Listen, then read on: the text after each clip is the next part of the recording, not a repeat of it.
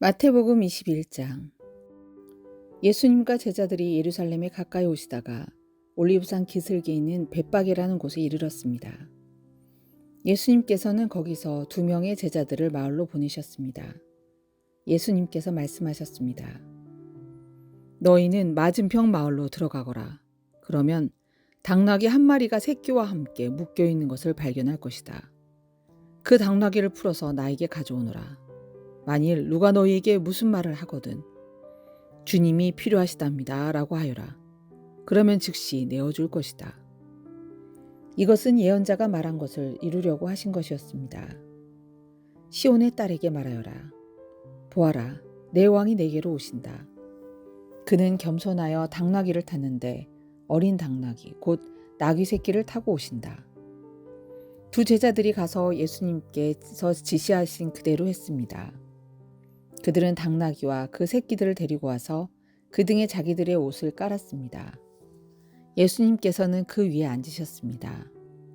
수많은 사람들이 자기 옷을 벗어 길에 깔았고 나뭇가지를 잘라 똑같이 했습니다.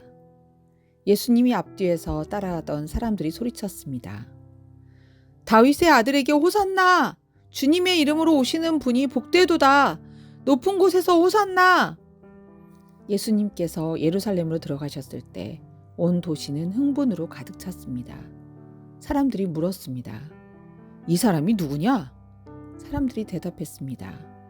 이 사람은 갈릴리 나사렛 출신의 예수라는 예언자입니다. 예수님께서 성전에 들어가셨습니다.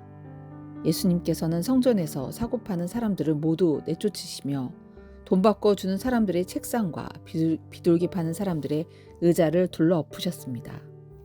그리고 사람들에게 말씀하셨습니다. 내 집은 기도하는 집이라 불릴 것이다 라고 성경에 기록되어 있는데 너희는 오히려 강도들의 소굴로 바꾸어 버렸다. 성전에서 보지 못하는 사람들과 다리를 저는 사람들이 예수님께 오자 예수님께서는 그들을 고쳐주셨습니다. 대제사장들과 율법학자들이 예수님께서 하신 여러 가지 놀라운 일들과 다윗의 자손에게 호산나! 라고 외치는 아이들을 보았습니다.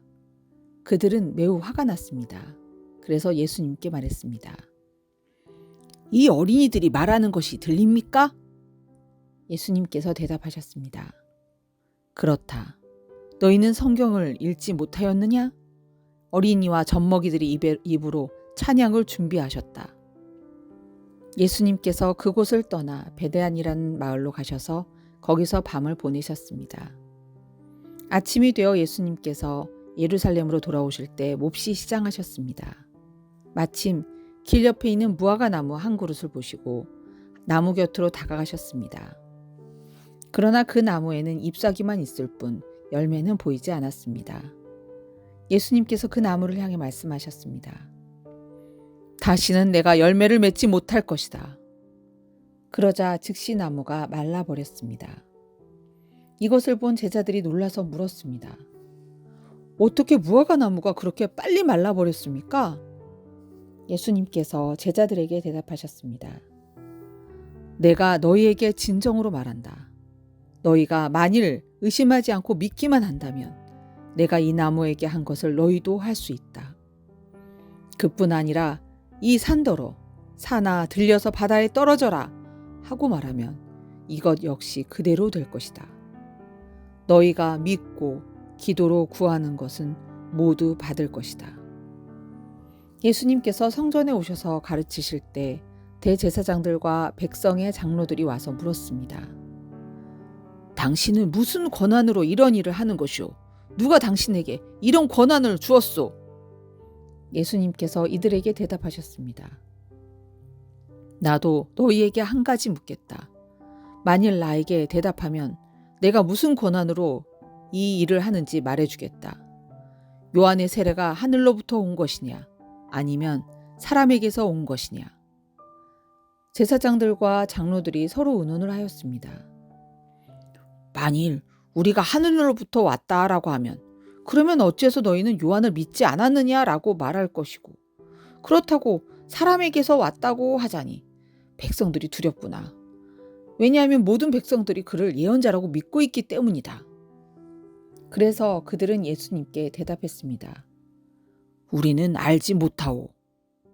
그러자 예수님께서 말씀하셨습니다.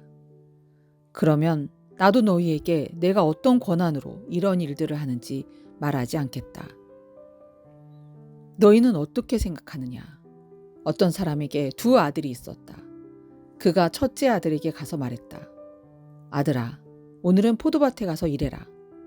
그 아들은 싫습니다 라고 대답했다. 그러나 나중에 마음을 바꾸고 포도밭으로 갔다. 이번에는 둘째 아들에게 가서 아까와 똑같이 말했다. 둘째 아들은 대답했다. 예, 그렇게 하겠습니다. 그러나 실제로는 가지 않았다. 두 아들 가운데서 누가 아버지의 뜻대로 행했느냐? 그들이 대답했습니다. 첫째 아들입니다. 예수님께서 그들에게 말씀하셨습니다. 내가 너희에게 진정으로 말한다. 세리와 창녀들이 너희보다 먼저 하나님의 나라에 들어갈 것이다. 요한이 올바른 길로 너희에게 왔으나 너희는 그를 믿지 않았다.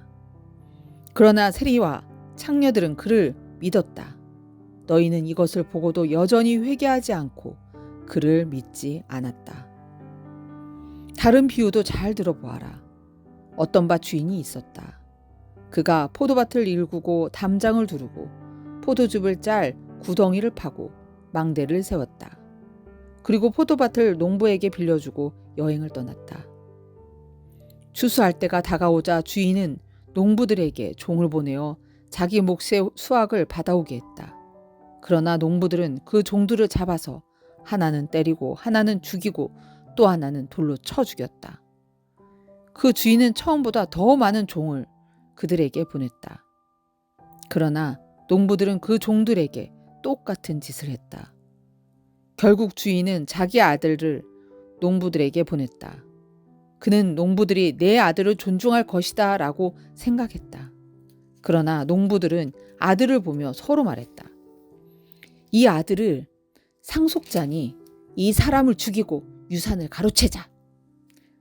농부들은 그 아들을 잡아 포도밭 밖으로 끌고 가서 죽였다. 그렇다면 포도밭 주인이 왔을 때 이 농부들을 어떻게 하겠느냐? 그들이 예수님께 대답했습니다. 그 못된 농부들을 죽일 것입니다. 그리고 그 포도밭은 제때 수확을 할 것을 바칠 수 있는 다른 농부들에게 빌려줄 것입니다. 예수님께서 그들에게 말씀하셨습니다. 성경에서 이 말씀을 읽지 못하였느냐? 건축자가 버린 돌이 모퉁이의 머릿돌이 되었다. 이것은 주님께서 하신 일이니 우리 눈에 놀라운 일이다. 그러므로 내가 너희에게 말한다. 하나님께서는 하나님의 나라를 너희에게 빼앗아 열매를 맺는 민족에게 주실 것이다. 이 돌 위에 떨어진 사람은 깨어질 것이며 또한 이 돌이 사람 위에 떨어지면 그는 산산조각이 날 것이다. 대제사장들과 바리새파 사람들은 예수님의 이 비유를 듣고 자신들을 두고 하시는 말씀이라는 것을 알았습니다. 그들은 예수님을 체포하고 싶었지만 사람들이 두려웠습니다. 왜냐하면 사람들은 예수님을 예언자로 생각하고 있었기 때문입니다.